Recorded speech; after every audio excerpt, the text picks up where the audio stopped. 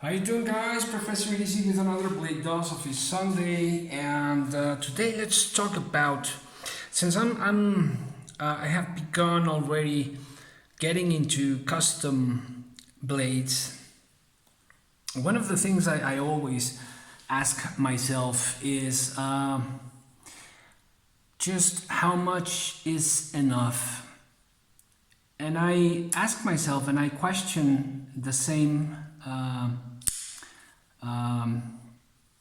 Doubt to what I see in YouTube, what I see in Instagram and blade forums, and that's just a common question that I like to deal with very often. So how much is enough? As I'm getting into the custom world, higher end pieces. These are all borrowed from a very good friend of mine. The only one here in Mexico that is willing to loan the channel his pieces. He's also a student, my best student, if I may say, in matters of blades. And that's why I have these blades in for review, because he loaned them to me so that I could review them and give maintenance to them and experiment them. But I've had the Daniel Cort knives, little John Bowie, and now's the turn for a David Mosier or Mosier knife. And what spectacular blade this is. The only thing I don't like about this is that it's too small for my hand. But that's coming in the first impressions video that will eventually come out. But the custom world is absolutely a different world. And before even getting into the custom world, well, I've been after a Koenig Aries for a very long time, for a couple of years, and 3 years. I've been after a Koenig for 3 years. I've been after the Evo custom knife factory for a couple of years. This I've been after for a couple of years, and the Mosier or Mosier, I've been after one of these for a year or so, year and a half, for the Mosier Steadfast. I think it's the name, which is just like this one but bigger. What beautiful blades! And then we have a Riyadh. You know, we're talking about $350, $400 and above.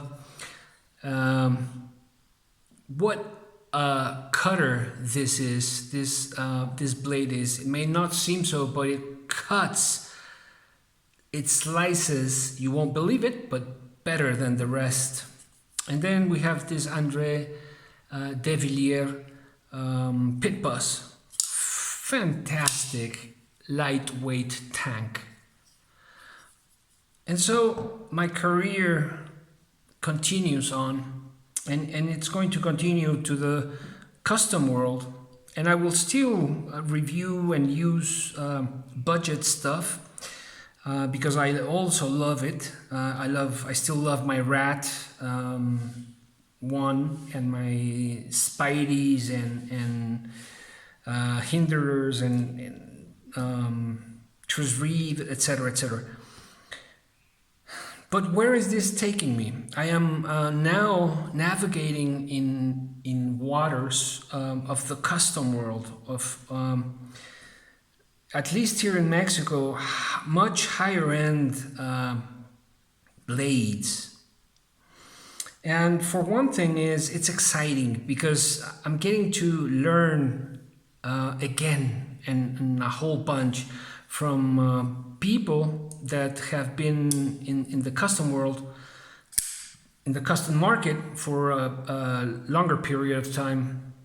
And learning is also, it's just amazing, isn't it? I really enjoy learning bunch of stuff, but particular blades and makers and one thing we can talk about, another thing we can talk about from where this is taking me is the design language. The design language, because a lot of people, and I've always believed that they mistakenly say that there's nothing new under the sun.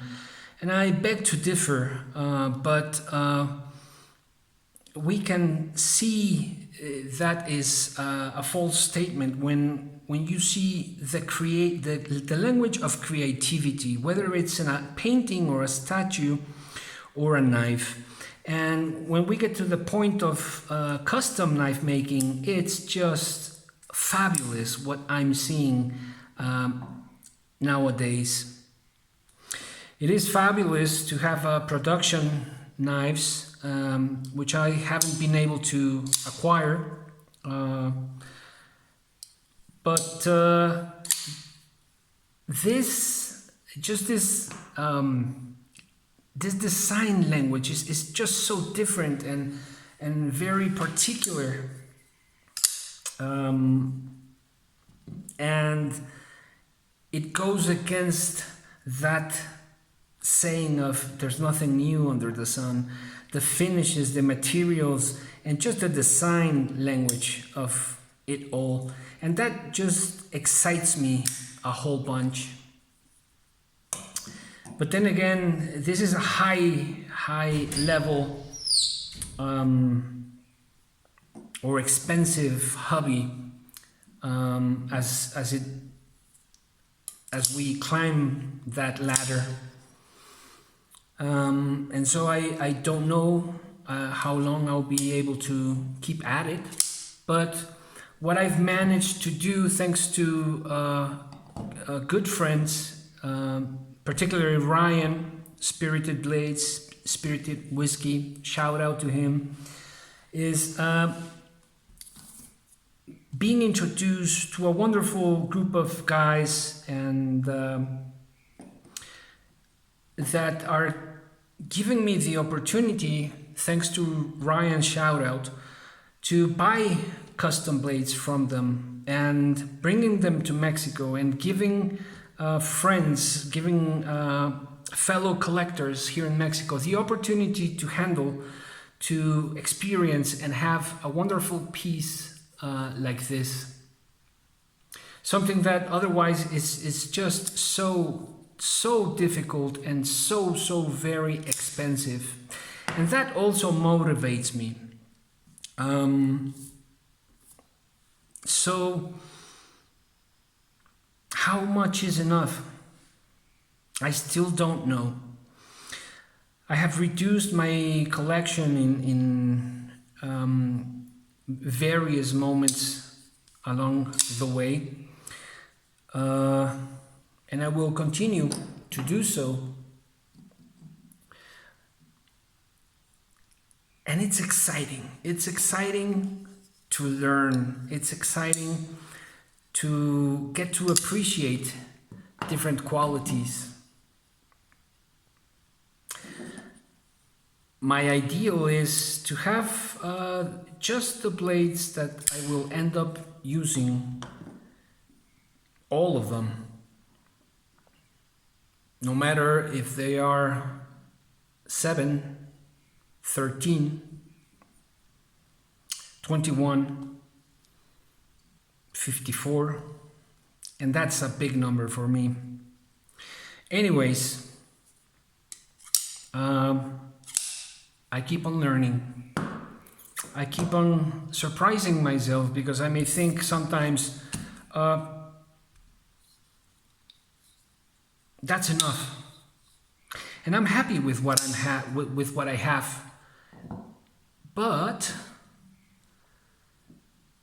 there is much, much more under the sun than what we've been told, and that's something to really consider. To really consider. So, by all this, I don't mean to criticize anyone who has much bigger collections, or smaller, or better collections, or worse collections. It's just my path as a user, as a collector, as someone who enjoys the language of an artist, of a designer, of a maker, who's trying to appreciate the hard work and the work of experienced hands, or creative hands. And it's just a whole lot of fun. And I think that's one of the main ideas, isn't it? To keep on enjoying it with balance, at least for me. Hope you guys have a wonderful, wonderful week, and you can expect different blades to come by the channel. Not as often like CBVs and lower end blades, but you can expect a few customs every now and then. Hope you guys can enjoy it and would like to come with me, share this adventure, going from budget world to custom world and in between. Hope you guys have a wonderful, wonderful week. And Professor EDC out.